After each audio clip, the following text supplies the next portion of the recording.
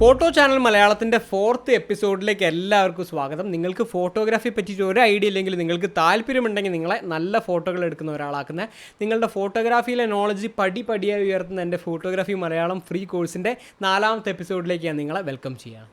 ആകെ 13 എപ്പിസോഡുകളിലൂടെയാണ് ഞാൻ ഈ ഒരു ബേസിക് ഫോട്ടോഗ്രാഫി കോഴ്സ് കംപ്ലീറ്റ് ചെയ്യുന്നത്. മറ്റൊരു കാര്യം പറയാൻ വിട്ടുപോയി, നിങ്ങൾ ഈ ചാനൽ ആദ്യമായിട്ടല്ല കാണുന്നെങ്കിൽ ഒരു 20 സെക്കൻഡ് ഫോർവേഡ് ചെയ്തേക്ക്.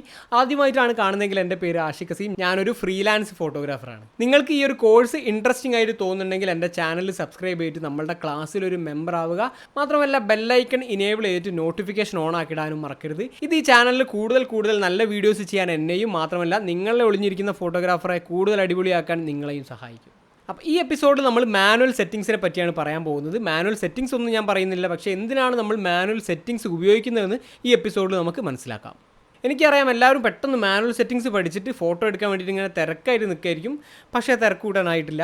ഞാനിങ്ങനെ വളരെ സ്ലോ ആയിട്ട് ഓരോ എപ്പിസോഡുകളിലൂടെ ഓരോ ടോപ്പിക്കും പറഞ്ഞു പോകുന്നതിനൊരു ഉദ്ദേശമുണ്ട്.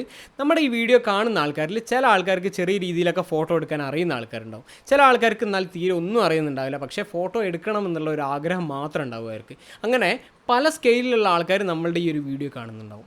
അപ്പോൾ എല്ലാവർക്കും എല്ലാ കാര്യങ്ങളും മനസ്സിലാവാനും അതുപോലെ തന്നെ എല്ലാവർക്കും നല്ലൊരു ബേസിക് ഫൗണ്ടേഷൻ അല്ലെങ്കിൽ അടിസ്ഥാന അറിവ് കിട്ടാനും വേണ്ടിയിട്ടാണ് ഞാൻ ഇത്ര സ്ലോ ആയിട്ട് കാര്യങ്ങളൊക്കെ വിവരിച്ച് പോകുന്നത്. ഇതുകൊണ്ട് നിങ്ങൾ ഭാവിയിൽ നല്ലൊരു ഫോട്ടോഗ്രാഫർ ആകുമ്പോൾ ഈ ഒരു സ്ട്രോങ് ബേസിക് ഫൗണ്ടേഷൻ കൊണ്ട് നിങ്ങൾക്ക് പല ചാലഞ്ചിങ് സിറ്റുവേഷൻസ് വന്നു കഴിഞ്ഞാൽ നിങ്ങൾക്ക് സ്വയം കാര്യങ്ങൾ മനസ്സിലാക്കിയിട്ട് അത് തരണം ചെയ്യാൻ സാധിക്കും ഞാൻ നിങ്ങൾക്ക് ഉറപ്പ് തരികയാണ്.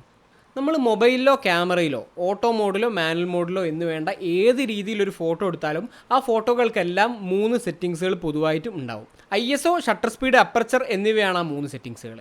നിങ്ങളിൽ ചിലർക്ക് ഇവ എന്താണെന്ന് അറിയാമായിരിക്കും. ഇനി അറിയില്ലെങ്കിലും ഒന്നും പേടിക്കാനില്ല. ഇവയെല്ലാം വളരെ ഡീറ്റെയിൽ ആയിട്ട് എന്നാൽ വളരെ സിമ്പിളായിട്ട് ഞാൻ ഓരോ സെപ്പറേറ്റ് എപ്പിസോഡുകളിലൂടെയാണ് ഞാൻ നിങ്ങളെ പഠിപ്പിക്കാൻ പോകുന്നത്.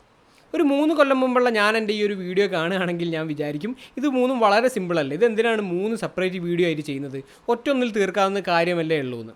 എന്നാൽ അങ്ങനെയല്ല, ഇത് 3 വളരെ ഡീപ്പായിട്ട് മനസ്സിലാക്കുന്നതിലൂടെ നിങ്ങൾക്ക് ഏത് സാഹചര്യത്തിലും ഫോട്ടോ എടുക്കാനുള്ള സെറ്റിങ്സുകൾ സ്വയം തീരുമാനിക്കാൻ നിങ്ങൾക്ക് സാധിക്കും. ഉദാഹരണത്തിന് ഷട്ടർ സ്പീഡ് എന്താണെന്ന് പറയുകയാണെങ്കിൽ ക്യാമറയിലെ ഒരു ഹാർഡ്വെയർ ആണ് ഷട്ടർ. അത് തുറന്ന് അടയ്ക്കുന്ന ഒരു സമയത്തിനാണ് നമ്മൾ ഷട്ടർ സ്പീഡ് എന്ന് പറയുന്നത്. ഈ ഷട്ടർ ക്യാമറയുടെ സെൻസറിലേക്ക് എത്ര നേരം വെളിച്ചം കടത്തിവിടണമെന്ന് തീരുമാനിക്കുന്ന ഒരു ഹാർഡ്വെയർ ആണ്, ഒരു ഡോറ് പോലെ.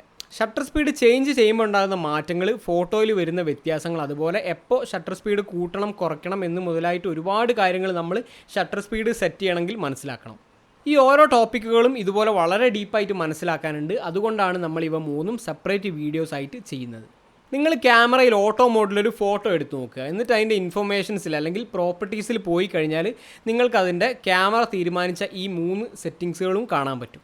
ഞാനൊരു ഫോട്ടോ എൻ്റെ ക്യാമറയുടെ ഓട്ടോ മോഡിൽ എടുത്ത് കാണിക്കാം.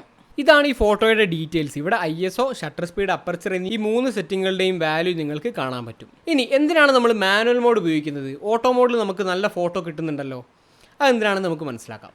ഫോട്ടോ എടുക്കണമെങ്കിൽ ഈ 3 സെറ്റിങ്സുകളും സെറ്റ് ചെയ്യൽ നിർബന്ധമാണെന്ന് ഞാൻ പറഞ്ഞല്ലോ. ഓട്ടോ മോഡിൽ നമ്മൾ ഫോട്ടോ എടുക്കുമ്പോൾ ക്യാമറ ഓട്ടോമാറ്റിക്കായിട്ട് ചില ആൽഗരിതങ്ങൾ ഉപയോഗിച്ചിട്ടാണ് ഈ സെറ്റിങ്ങുകൾ നമുക്ക് വേണ്ടിയിട്ട് സെറ്റ് ചെയ്യുന്നത്. ഈ 3 സെറ്റിങ്സുകളും കൂടി ചേർന്നിട്ടാണ് ഒരു ഫോട്ടോയിലുള്ള വെളിച്ചം അല്ലെങ്കിൽ ഫോർഗ്രൗണ്ട്, ബാക്ക്ഗ്രൗണ്ട്, ബ്ലർ മുതലായിട്ട് ഒരുപാട് എഫക്റ്റുകളെ കൺട്രോൾ ചെയ്യുന്നത്. ഇതിൽ ഓരോ സെറ്റിങ്സുകളും മാറ്റുന്നതിനനുസരിച്ചിട്ട് നമ്മുടെ ഫോട്ടോയിലും വ്യത്യാസം വന്നുകൊണ്ടിരിക്കും. അപ്പോൾ നമുക്ക് വേണ്ട രീതിയിലുള്ള ഫോട്ടോ എടുക്കാൻ എന്ത് സെറ്റിങ്സ് ആണ് സെറ്റ് ചെയ്യേണ്ടതെന്ന് പലപ്പോഴും ക്യാമറയ്ക്ക് മനസ്സിലാക്കാൻ പറ്റില്ല. ക്യാമറ അതിന് തോന്നിയൊരു സെറ്റിങ്സ് സെറ്റ് ചെയ്തിട്ടാണ് നമുക്ക് ഫോട്ടോ എടുത്തിട്ട് ഔട്ട്പുട്ട് തരുന്നത്. അപ്പോൾ ഇങ്ങനെയല്ലാതെ നമ്മൾ ഉദ്ദേശിച്ച പോലെയുള്ള ഒരു എഫക്റ്റുള്ള ഫോട്ടോ നമുക്ക് കിട്ടാൻ വേണ്ടിയിട്ടാണ് നമ്മൾ മാനുവൽ സെറ്റിങ്സ് ഉപയോഗിക്കുന്നത്. പക്ഷേ ഇങ്ങനെ മാനുവലായിട്ട് ഈ സെറ്റിങ്സുകൾ തീരുമാനിക്കുകയാണെങ്കിൽ നമ്മൾ അവൈലബിൾ ലൈറ്റ്, സബ്ജക്റ്റിൻ്റെ സൈസ്, സബ്ജക്റ്റിൻ്റെ മൂവ്മെൻറ്റ്, നമ്മുടെ ക്യാമറയുടെ മൂവ്മെൻറ്റ് തുടങ്ങി നിരവധി കാര്യങ്ങൾ കണക്കിലെടുക്കണം. അപ്പോൾ ഈ ഓരോ സെറ്റിങ്സുകളും ഏത് തരത്തിലാണ് ഫോട്ടോയിൽ മാറ്റം വരുത്തുക എന്ന് മനസ്സിലാക്കുന്നതിലൂടെ മാത്രമാണ് നമുക്ക് ഈ സെറ്റിങ്സ് മാനുവലായിട്ട് നല്ല രീതിയിൽ ഹാൻഡിൽ ചെയ്യാൻ പറ്റുള്ളൂ. അപ്പോൾ ഈ ഓരോ സെറ്റിങ്ങുകളും ഫോട്ടോയിൽ എന്ത് തരം മാറ്റമാണ് വരുത്തുന്നതെന്ന് വളരെ നന്നായിട്ട് മനസ്സിലാക്കിയാൽ മാത്രമേ നമുക്ക് നല്ല രീതിയിൽ ഈ സെറ്റിങ്സുകൾ സെറ്റ് ചെയ്തിട്ട് നല്ലൊരു ഫോട്ടോ എടുക്കാൻ പറ്റുള്ളൂ. ആർക്കെങ്കിലും എവിടെയെങ്കിലും കൺഫ്യൂഷൻ ആവുന്നുണ്ടെങ്കിൽ ഒന്നും പേടിക്കാനില്ല. യഥാർത്ഥത്തിൽ ഇത് വളരെ സിമ്പിളാണ്. ഇനി ഇപ്പോൾ നിങ്ങൾക്ക് കൺഫ്യൂഷൻ ഉണ്ടെങ്കിലും നിങ്ങൾ വരും അടുത്ത 3 എപ്പിസോഡുകൾ കാണുമ്പോൾ നിങ്ങൾക്കത് ക്ലിയർ ആവും. അപ്പോൾ ഇനി എല്ലാം ഞാനൊന്ന് ചുരുക്കി പറയാം. ഏതൊരു ഫോട്ടോയ്ക്കും ISO, ഷട്ടർ സ്പീഡ്, അപ്പർച്ചർ എന്നീ 3 സെറ്റിങ്സുകളുണ്ട്. ഓട്ടോ മോഡിൽ ഫോട്ടോ എടുക്കുമ്പോൾ ഈ 3 സെറ്റിങ്സുകളും ക്യാമറയാണ് തീരുമാനിക്കുക. എന്നാൽ ഈ ഓരോ സെറ്റിങ്സുകളും മാറ്റുന്നതിനനുസരിച്ചിട്ട് നമ്മളുടെ ഫോട്ടോയിലും വ്യത്യാസം വന്നുകൊണ്ടിരിക്കും. അപ്പോൾ നമുക്ക് വേണ്ട രീതിയിലുള്ളൊരു ഫോട്ടോ ഔട്ട് കിട്ടാൻ വേണ്ടിയിട്ടാണ് നമ്മൾ ഈ സെറ്റിങ്സുകൾ മാനുവലായിട്ട് അല്ലെങ്കിൽ നമ്മൾ തന്നെ തീരുമാനിച്ച് സെറ്റ് ചെയ്യുന്നത്. ഇങ്ങനെ മാനുവലായിട്ട് ഈ 3 കാര്യങ്ങളും സെറ്റ് ചെയ്യണമെങ്കിൽ നമ്മൾ നമ്മുടെ ക്യാമറയിൽ മാനുവൽ മോഡ് ആക്സസ് ചെയ്യണം. ഇതെങ്ങനെ നമ്മൾ ചെയ്യുക? വളരെ സിമ്പിളാണ്. നമ്മളുടെ ക്യാമറയിലെ മോഡ് ഡയൽ എന്ന് പറഞ്ഞ ഈ ഒരു സ്വിച്ച് തിരിച്ചിട്ട് എം എന്ന ഈ ഒരു ലെറ്റർ സെലക്ഷനിൽ കൊണ്ടുവന്നാൽ മതി. മിക്കവാറും എല്ലാ ക്യാമറകളിലും ഇതുപോലെ ഒരു റൗണ്ട് ഡയൽ സ്വിച്ച് തന്നെയാണ് ഉണ്ടാവാറ്. അതുപോലെ തന്നെ എം എന്ന ഈ ഒരു ലെറ്റർ കൊണ്ടാണ് മിക്കവാറും എല്ലാ ക്യാമറകളിലും മാനുവൽ മോഡ് ഇൻഡിക്കേറ്റ് ചെയ്യാറ്. അപ്പോൾ M4 മാനുവൽ.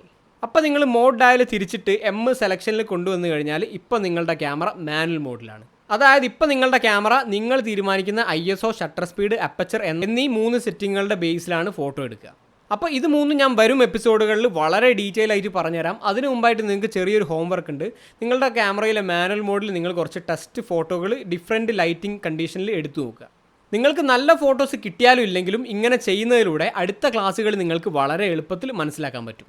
ഈ സെറ്റിങ്സുകൾക്ക് ISO, അപ്പർച്ചർ, ഷട്ടർ സ്പീഡ് എന്നീ 3 പേരുകളുണ്ടെങ്കിലും സാധാരണ ക്യാമറകളിലൊക്കെ ISO എന്നൊരു പേര് മാത്രമേ ഉപയോഗിക്കാറുള്ളൂ. ബാക്കി 2 സെറ്റിങ്സുകളും നമ്പർ എഴുതിയ ഒരു ശൈലി വെച്ചിട്ടാണ് നമുക്ക് മനസ്സിലാവുക.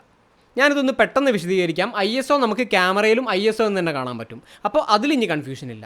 ഇനി അപ്പർച്ചർ സാധാരണ F എന്നൊരു നമ്പറിലാണ് ക്യാമറയിൽ കാണിക്കാറ്. നിങ്ങൾ ഏതെങ്കിലും ഒരു ഡയൽ തിരിക്കുമ്പോൾ F എന്നൊരു ലെറ്ററും പിന്നെ കുറച്ച് നമ്പറുകളും മാറി കളിക്കുന്നുണ്ടെങ്കിൽ നിങ്ങൾക്ക് മനസ്സിലാക്കാം നിങ്ങളിപ്പോൾ ചേഞ്ച് ചെയ്യുന്നത് അപ്പർച്ചറാണ്.